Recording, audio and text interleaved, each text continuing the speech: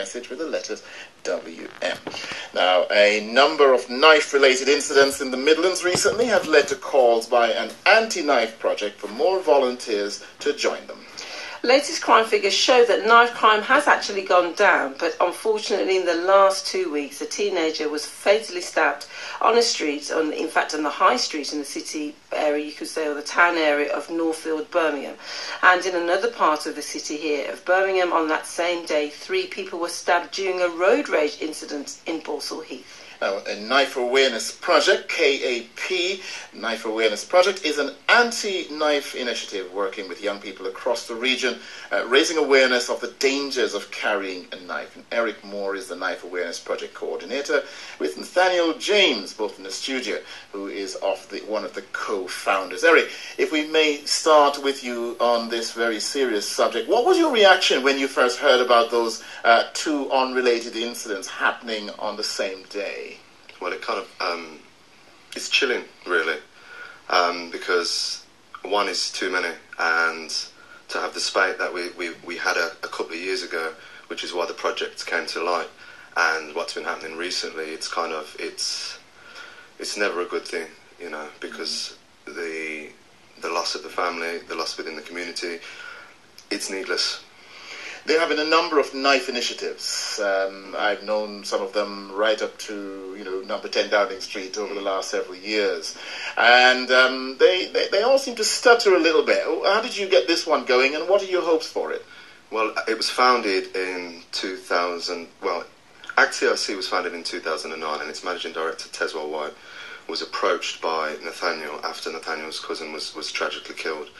And I think Nathaniel will probably tell you a little bit more about that, because it's obviously personal to him. Yeah, we'll hear from him in just a moment. So Teswell and Nathaniel came together, and they did a Facebook campaign, etc., and it eventually grew into the KAP program, and it's kind of taken off from there, really. So it's a personal thing for all of us, really, as such.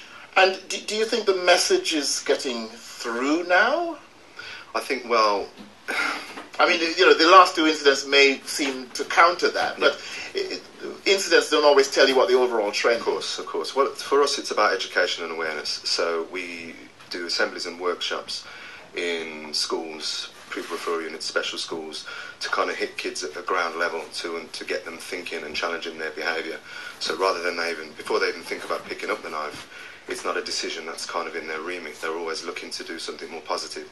And as I say, in our workshops and assemblies, we use various creative means to help us achieve that. Yeah, and it just always seemed that knife is one of these things which can be perennially available. It's a household implement, and so things like knife bins and so on never quite seem to hit it. So I'm just wondering, what do you think you bring that is new and different to this business of challenging knife carrying and knife use? Well, I think number one, we've got a fantastic team. Everyone within our team is very passionate about what we do.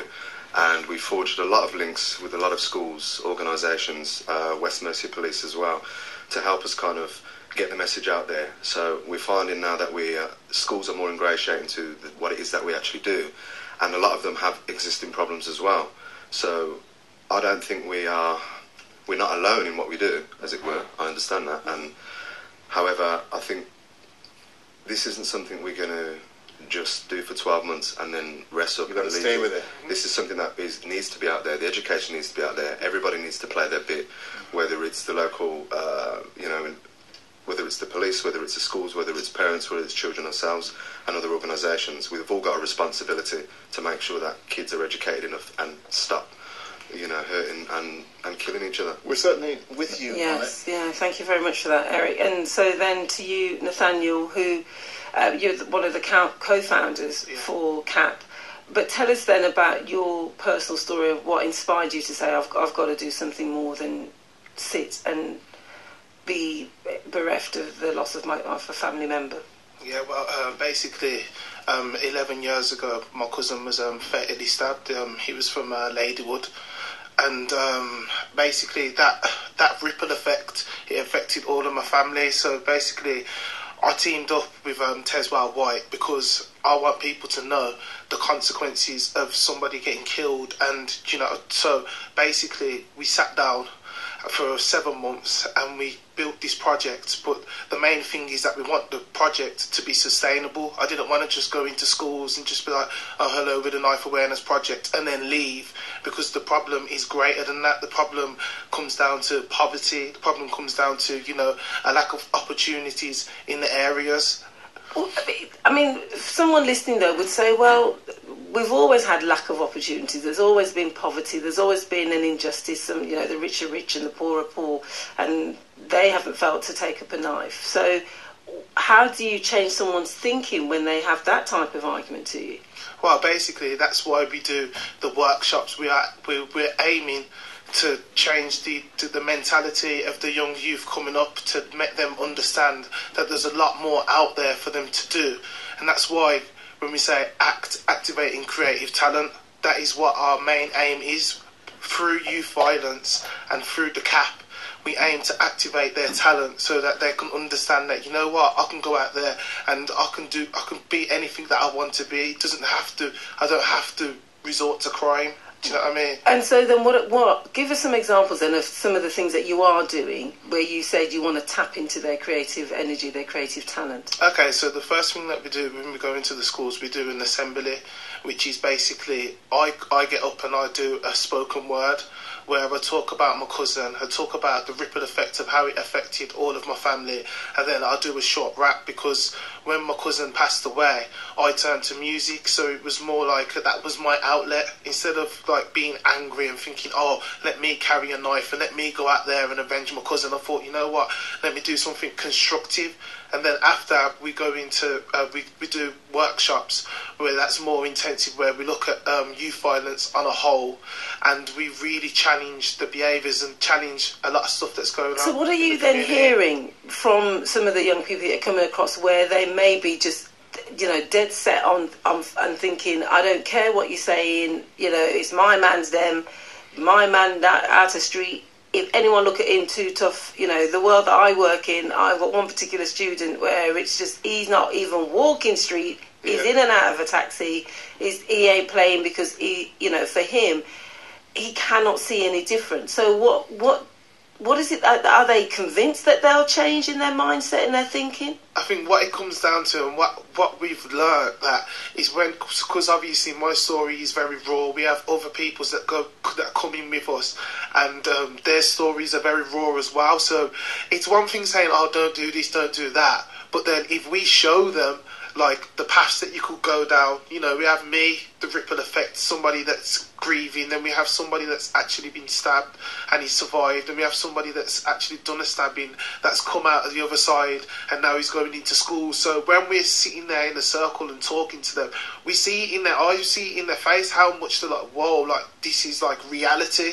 It's one thing seeing it on the news or somebody saying don't do this, don't do that, but if you've got a story to back it up with, we're finding that is spreading the message positively. And so then finally, Nathaniel, and I'm glad that you said that, because I think that would be the most powerful. Yeah. The fact that you've got someone who's prepared to say, I actually used the knife. Yeah. Someone who said, I've been stabbed, this is the damage it did, and as you said, the family end for you as a member of that.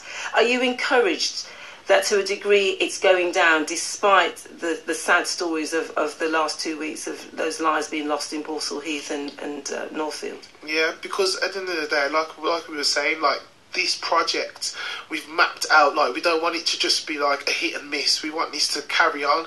So as we do, the more we do it, sometimes it does get disheartened when you know you're doing a lot of good work and you're getting a lot of feedback from teachers, children, parents, and then you hear another stabbing, another stabbing, but we can't give up, and that's why we're here, because we want to spread the positive word and we want people to join us in our journey. Well, I think Eric, the project coordinator for KAP, had said that, you know, you're not just here and going anywhere. Just coming back to you then, Eric, I understand that you're looking for volunteers to help you with your work. Tell us about that. Yeah, a lot of the volunteers we're looking at are people who have actually gone through some form of crime. Some form of knife crime, as we've already said.